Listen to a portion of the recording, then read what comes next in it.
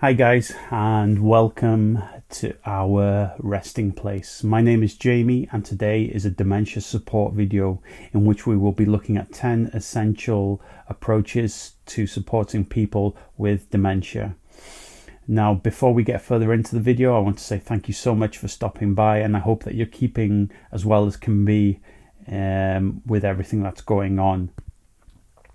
If this video brings you any value whatsoever, please consider hitting the notification bell, the subscription button, the like button, etc.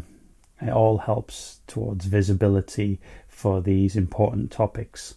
Okay, so today's video is based around the work of Joe Huey, in particular the 10 absolutes when caring for people with dementia, and I believe that dates to 1996. I'll be sure to reference it in the description box below this video.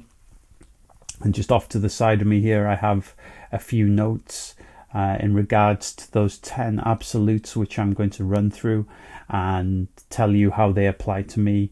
I have a parent with frontal lobe dementia. I've had family members with mixed dementias, vascular, Alzheimer's. I've supported people across the spectrum with dementia throughout my professional life as well. So the first absolute by Joe Huey states, agree and never argue. You can try arguing till you're blue in the face, but reality is vastly different for your loved one or the person that you support with dementia. It's like, in many ways, arguing with a younger person who doesn't have the same perspective as you anymore because of the internal issues of the brain and the condition itself. So you have to step into their reality and work with them. That's the big takeaway from all these points, is that you have to step into their reality, step into their perspective of life.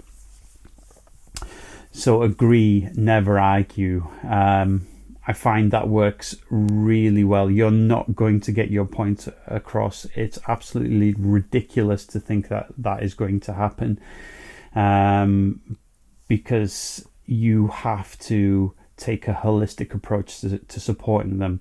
Agree, never argue, reduces any anxieties, reduces any aversive behaviors, reduces that person feeling apprehensive and reluctant.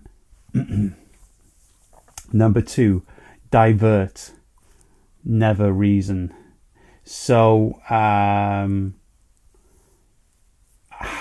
divert, never reason is incredibly important, and it's a really helpful mindset to have.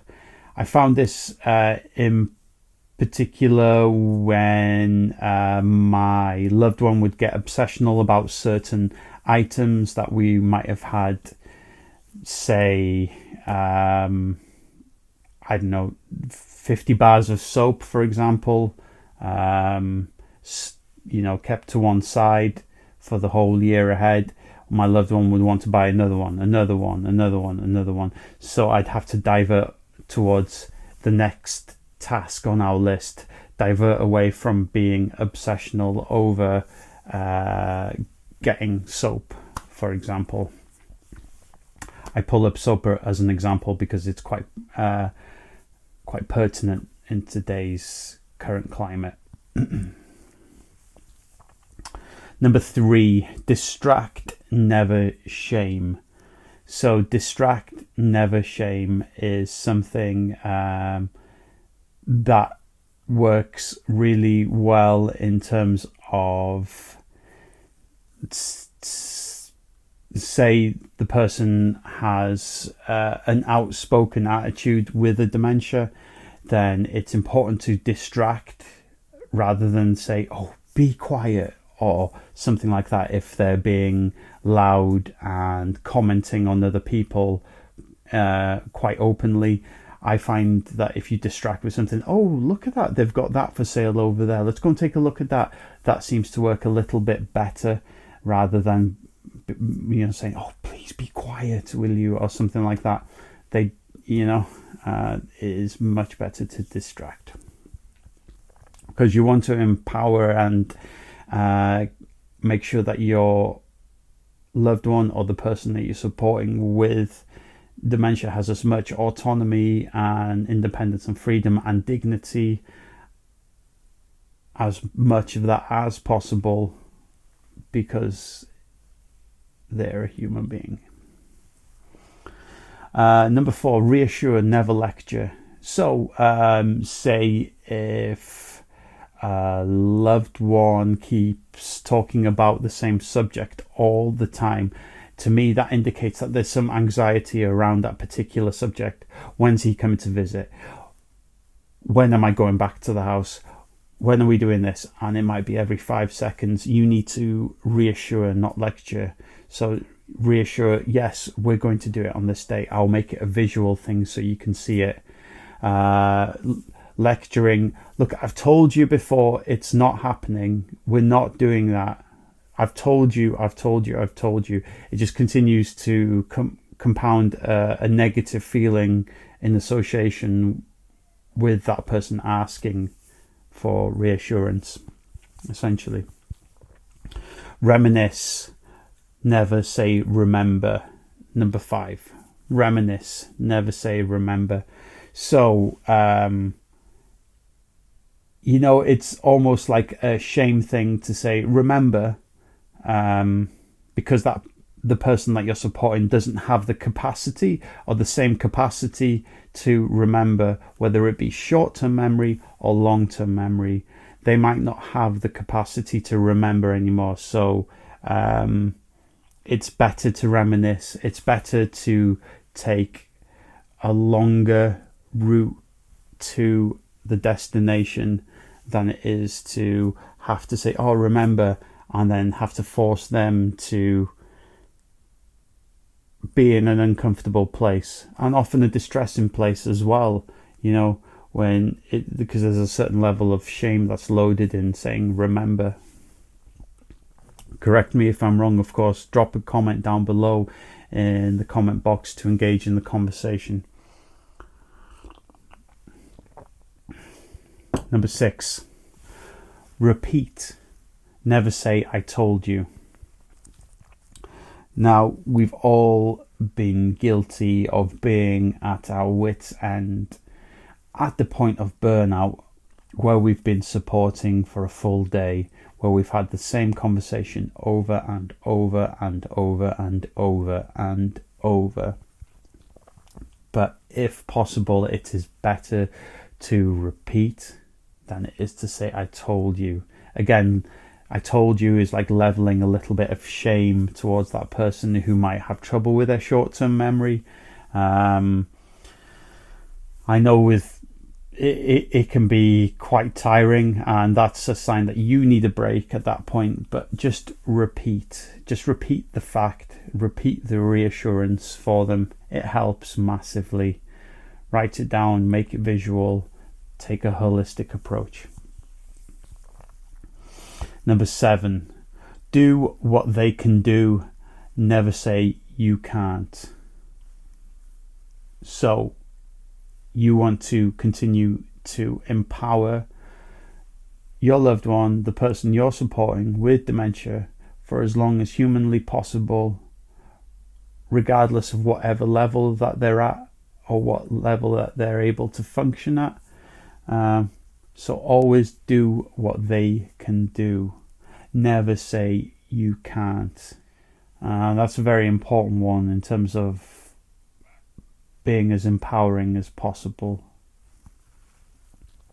Number 8, ask, never demand. So